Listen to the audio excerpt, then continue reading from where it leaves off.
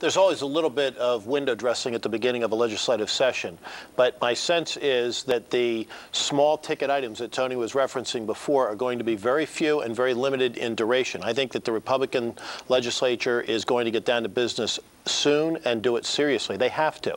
With the looming fiscal crisis that's upon us, they're going to have to take some bold steps. My guess is that you're going to see some dramatic policy initiatives from the governor's office. You may see some big ticket items similar to what we've seen under Governor Ridge's administration. I'm referring specifically to the privatization of the liquor control system, for example.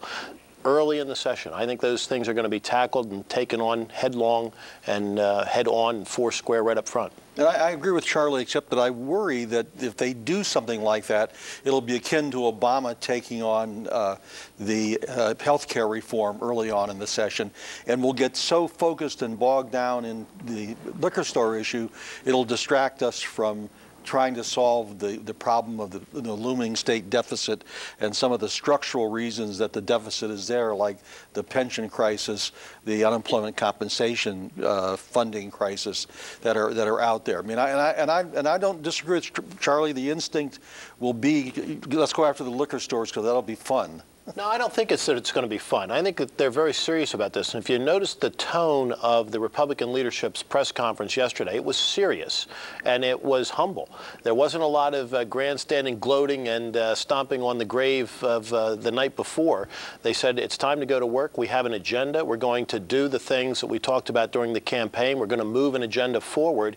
And in my judgment, the liquor control piece fits in hand in glove with the fiscal crisis that looms before, because it infuses some cash that they don't get from other places. But we've seen two other states where this is underway already. We spent the last year in Washington State trying to reform the liquor system there. It was voted down twice on the ballot in Washington State. In Virginia, Governor McDonald has been very popular, and he still can't get the sale of liquor stores approved. Very different situations than we're talking about in Pennsylvania, because Pennsylvania has a system unlike any other in the country, except for perhaps Utah's. I mean, we are as antiquated and Byzantine in our liquor system.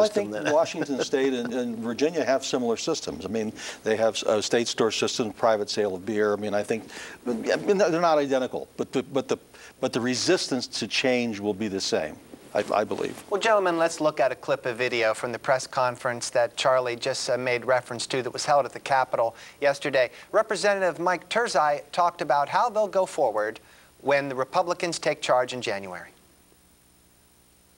We're going to make Pennsylvania #1, and #1 means we're going to be the most fiscally responsible state. We're going to create jobs here in the private sector so that people can ultimately have good schools and good communities. And finally, we're going to make sure that it's open and accountable government. We're very, very excited to have this opportunity. We know there's tough decisions ahead of us, but we're not going to shy away from it, and we're willing to work with anybody who comes to the table. We know that we have responsibilities ahead of us. Well, let's expand on Mike TURZAI. You saw him on our air just a few minutes ago when we showed that clip of video from the press conference, and he talked about the responsibilities that are in front of them as they're set to take charge in January. And he's likely to be elected the majority leader, and he's no newbie to the legislature. What's Mike TURZAI's history, and how does it help you predict future behavior?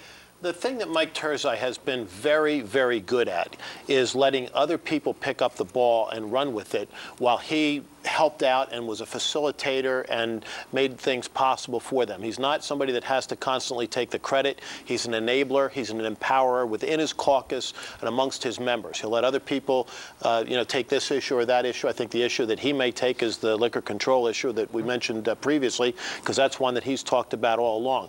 But he's been very good at facilitating and enabling and empowering the members. They like that, and they like the fact that he doesn't always have to be in front of the parade. So he's been a very effective leader by kind of being a servant, a servant leader and helping others along. It's been a very effective model for him.